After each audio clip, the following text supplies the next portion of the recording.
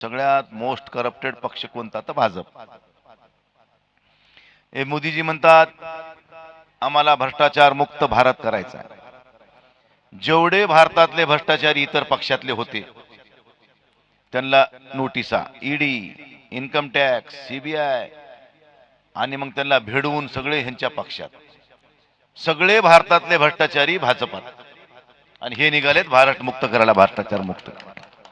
म्हणजे हे लबाड आहेत. लबाडाचं आमंत्रण जेवल्याशिवाय काही खरं नसते. आता जिल्ह्यामध्ये अशी अवस्था यांची भाजपवाल्याची, परभणीच्या महानगरपालिकेमध्ये मैदानात आले, जवाहर रणसिंग फुंकले असा गर्दा करायला, आमची महापालिका येणार, अशी जिंकणार, तशी जिंकणार. मताला 5,000, 7,000, 10,000, शेवटी शेवटी 15,000 एका मताला. बरं का, तुम्ही आश्चर्यचकित होताल. 15,000 एका मताला देऊन सुद्धा परभणीच्या 72 मतदारांनी ह्यांचा माल बी हाणला आणि मशालीला मतदान बी हाणलं. मित्रांनो लक्षात ठेवा. शेवटी लोकांनी एकदा ठरविले यार का भल्या भल्याची उतरीत येत हीच के झाड की पत्ती आहे. आता जिल्हा परिषदेला आपली झाकली मूठ 1.25 लाखाची इज्जत वाचावी म्हणून त्यांनी काय केलं, ह्यांना माणसंच भेटणार, पैसे असून माणसं भेटणार. भाजपचं काय होतं, काय भाजप बिजप. अरे वंदनीय शिवसेना प्रमुख बाळासाहेब ठाकरे यांच्या बोटाला धरून या महाराष्ट्रामध्ये भारतीय जनता पार्टी वाढली आणि तीच भारतीय जनता पार्टी बाळासाहेबांच्या पतनानंतर, बाळासाहेबांच्या जाण्यानंतर ती शिवसेना संपवायच्या मागे लागली. ही या देशाची ही भारतीय सुसंस्कृत ही भारतीय जनता पार्टी संस्कृत आहे काही, संस्कारित भारतीय जनता पार्टी काही. अरे ही तर व्यावसायिक भारतीय जनता पार्टी आहे. ती होती अटल बिहारी वाजपेयी साहेबांच्या काळातली भारतीय जनता पार्टी, ती वैचारिक होती. मला सार्थ अभिमान आहे अटल बिहारी वाजपेयी साहेबांवर. जेव्हा त्यांच्यावर लोकसभेमध्ये अविश्वास आला, एका मतामुळं अटल बिहारी वाजपेयी साहेबांनी कोण्या एखाद्या खासदाराला उचलून आणू शकले असते. देशाचा पंतप्रधान आहे, एका मतानं त्यांनी खुर्ची सोडली, एका मतासाठी. पण लाचारी नाही पत्करली. हे तो कोणालाही उचललेत की आण ये पक्षात तिकीट नाही, काय नाही, पैसे नाही, काय नाही. आता गंगाखेड मध्ये भाजपवाल्याला उमेदवार नाही आणि जिल्ह्यामध्ये आपली सगळी वातात आहे, पात्रीत आहे का काही त्याचं, सोनपेठ मध्ये आहे का काही, मानतात आहे का काही, परभणीत आहे का काही, कुठंच काही नाही. मग आपली आबरू झाकायसाठी त्यांनी गेले गंगाखेड मध्ये. पालकमंत्री आमच्या गेल्या गंगाखेडला आणि आपल्या पक्षाचे त्या ठिकाणी 17 जागा आहेत गंगाखेड विधानसभेत. तिथं अपक्ष आमदार आहे आटोवाला. त्याच्या घरी जाऊन गेल्या, त्याला म्हणल्या हे 17 जिल्हा परिषदेचे तिकीट, हे 34 गणाचे तिकीट, माणसं तुमचे द्या पण चिन्ह आमचं घ्या. किती वाईट अवस्था आहे का नाही. म्हणजे एवढी लाचारी कोणासाठी. आणि त्यांनी भारतीय जनता पार्टीचे मेन लोक कापले, त्यानं त्याचे माणसं दिले. ते म्हणले बाबा मशाल द्या आम्हाला. मी म्हणले घ्या खुशाल. कोणी आले आपल्याकडे तर त्याचा सन्मान करायचा आपलं काम आहे. आम्ही तर म्हणलं नाही त्याला ये आमच्या पक्षात. भाजपाला रोज उठलं की आणि ते गबरे आहे रोज आओ हमारे पार्टी में, आओ हमारे पार्टी में.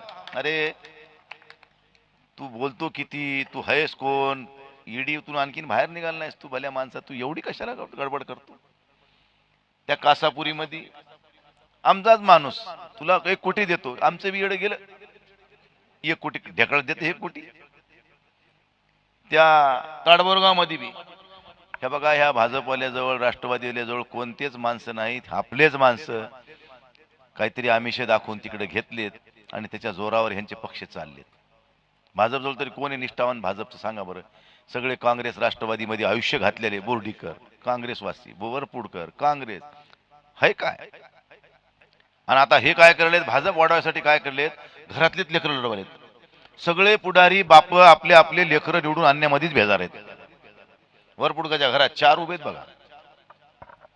आता हे विटेकरला काय गरज आहे का, 2-2 उभे केलेत. 2 भाऊ 2 सर्कलला, एक लिंब्यात आणि दुसरा शेळगावात. ह्यांचे कैलासवासी उत्तमरावजी विटेकर दादा जिल्हा परिषदेचे अध्यक्ष होते, आईसाहेब अध्यक्ष होत्या, हे महाभाग अध्यक्ष होतेच. ह्यांची मार्केट कमिटीचे सभापती बी, बँकेला डायरेक्टर बी हेच. आता आमदार झाले तरी ह्यांना आणखीन मोह आवरत ना. काल झालेल्या नगरपालिकेच्या निवडणुकीत भाऊजाई होतीच, आता 2 भाऊ आहेतच. कशासाठी, म्हणजे जिल्हा परिषद मध्ये मोठा खजाना आहे. आमच्या लोकांना कळलाच नाही.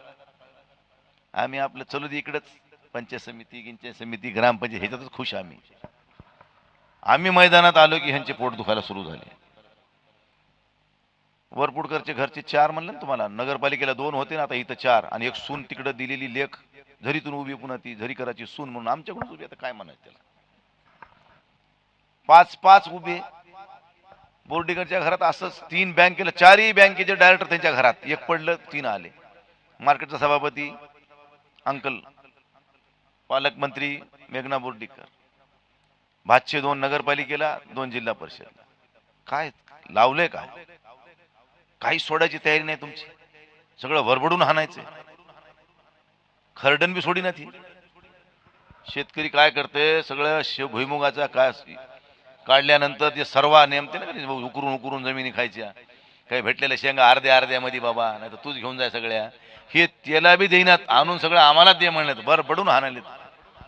किती वाईट अवस्था ह्या जिल्ह्याची. इकडे बाबाजानी खासाहेब आमचे आमदार, काय गडी हे बहादर. पोरग उभं केलं नगरपालिकेला, हारलं. आता पोरग नीट हारल्यावर तरी गप्प बसाव की नाही. 17 वर्ष आमदार राहिल्या गडी, 2दा विधान परिषदेवर, 1दा विधानसभेत. म्हणजे विधान परिषदेची टर्म ही 6-6 वर्षाची असते डॉक्टर साहेब, आणि विधानसभेची टर्म 5 वर्षाची.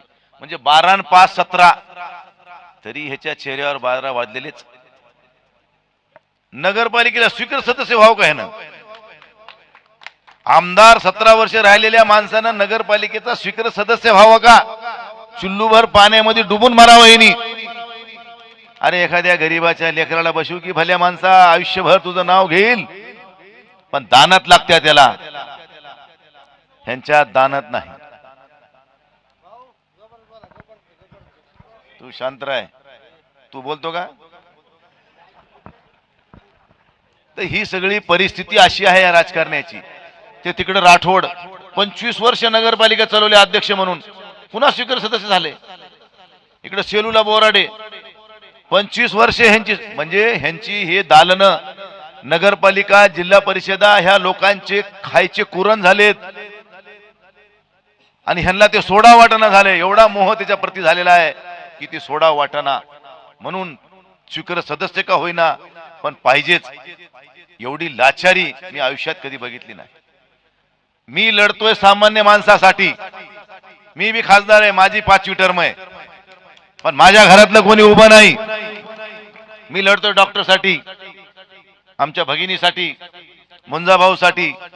प्रत्येक ठिकाणी आमच्या पक्षाचे कार्यकर्ते उभे आहेत, पैसेवाले नाहीत. फक्त एवढं दुःख आहे आमचं. ह्यांची 12 महिने सत्ता आहे, सत्तेतून पैसा आणि पैशातून सत्ता. एकदा जर का मला ह्या 25 वर्षामध्ये कधी 5 वर्षाची बी सत्ता फुल पेज मिळाली असती ना, ह्या सगळ्याला जर घाम फोडला नसता ना, तर मला बी बंडू जाधव नाही म्हणायचं. पण आमचं दुर्भाग्य की आम्हाला कधी सत्ता मिळाली नाही.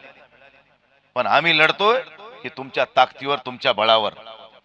हे बळ कोणाजवळ नाही, हे पैशाने विकत मिळू शकत नाही डॉक्टर. हे बळ कमवायला लई ताकद लागते, त्याला लई इच्छाशक्ती लागते, आणि त्यासाठी प्रयत्नांची पराकाष्ठा करावी लागते. त्यामुळे मित्रांनो, 7 तारखेला लोकशाहीतलं पवित्र दान, मतदान करायचं आपल्याला, आणि हे दान सत्पात्री गेलं पाहिजे. मी या मताचा आहे. आम्ही फक्त ऐकलंय की महाभारतामध्ये दानशूर कर्णानं कवच कुंडल दान केली होती. त्याला माहित होतं हे कवच कुंडल देणं म्हणजे आपला प्राण देणं. कवच कुंडल आहे तोपर्यंत त्यांना मरण नव्हतं, हे वरदान होतं. ज्या दिवशी ह्याचे कवच कुंडल गेले त्या दिवशी तो आपल्या समान मृत्यूला पात्र ठरला. एवढं माहित असताना सुद्धा कर्णाने कवच कुंडल दान केली. पण ज्या डॉक्टर बाबासाहेब आंबेडकरांनी संविधान लिहिलंय, ज्या संविधानातून आम्हाला एक लोकशाही मधलं मतदान करण्याचा नैतिक अधिकार दिलेला आहे, ते दान सुद्धा, मतदान देताना सुद्धा आम्हाला वाटते कोणी येते का? शेवटच्या 2 दिवसात 1500 देते का? एकाचे घेतले तर दुसरं कुठे बघत बसते, दुसरं गेलं तर तिसरं कोण्या वाटाने यायले का? येशीला जाऊन बसते तिकडं. गाडी आली की आला आला आला आला, इकडे एकडा उकळ्यात फुटत्यात लगे. आणि ह्या निवडणुकीच्या काळामध्ये 8-10 दिवस जत्रा असते. जत्रेमध्ये सगळे हौशे नवशे गौशे सगळेच असतात. मग एक चपटीन 2 बोट्यामध्येच खुश आमचे लोक सगळे. कुठे बी बघा धाब्यावर बोकडं तरी कापलेत, कोंबडे तरी कापलेत. अरे एवढी दयनीय अवस्था ह्या राजकारणाची. भले माणसं हो, ह्या पुढाऱ्यांनी केले, कधीतरी जनाची नाही मनाची ठेवा रे, ह्यांचं खा रे, पैसे बी घ्या रे, पण ह्यांची ठोका रे उद्या. होय, माल हाना. आता बघा मायबापाच्या इंदाने सांगा तुम्ही सगळेजण, सगळ्यांनी इमानदारीने हात वरी करा एकदा, तुम्हाला मायबापा शपथ तुमच्या. तुम्हाला जर मी म्हणलो माल घेऊ नका, तुम्ही म्हणता हे बी देईना ना आम्हाला दुसऱ्याचा बी घेऊ देईना, म्हणतान का नाही म्हणतान? म्हणतान का नाही म्हणतान? पण माझं म्हणणं आहे ह्यांचा माल बी घ्या. का हे काय कुठं बराशी खांद्याला गेले नव्हते तुम्हाला पैसे आणून द्यायला? त्यामुळे हे माल आपलाच है. चोरों के घर चोरी है, उसको चोरी नहीं कहते, उसको हुशारी कहते. त्यामुळे लुटारीचा माल लुटायला काही हरकत नाही. ह्यांचा माल घ्यायचा, पण मतदान मात्र मशालीलाच करायचं, हे लक्षात ठेवा. डॉक्टर सारखा माणूस राजकारणामध्ये आलाय, डॉक्टरीनबाई राजकारणात आल्यात, काहीतरी आपल्या भागाचं चांगलं होईल हे लक्षात ठेवा. आता काही लोक असा प्रचार करते डॉक्टर मुंबईला राहते. अरे कुठं जरी घार उडे आकाशी, चित्त तिचे पिल्लापाशी. मी परभणीमध्ये एक दवाखान्याची इमारत उभी केली आहे स्टेशन रोडला. त्या दवाखान्याचं उद्घाटन पाडव्यानंतर होणार आहे. डॉक्टर साहेब तिथं दवाखाना टाकणार आहेत आणि मी त्यांना जागा देणार आहे. त्यामुळे तुम्ही त्याची चिंता करा. डॉक्टर कुठं जरी गेला तरी मी खासदार इथं आहे, तुम्ही त्याची काळजी करायची नाही. मुंजा भाऊ इथं आहे, रवी सर इथं आहेत, आम्ही सगळे इथं आहेत ना. डॉक्टरची जिम्मेदारी आमची आहे. डॉक्टर कडून एक जरी चूक झाली तर समजायचं आम्ही शेण खाल्लंय.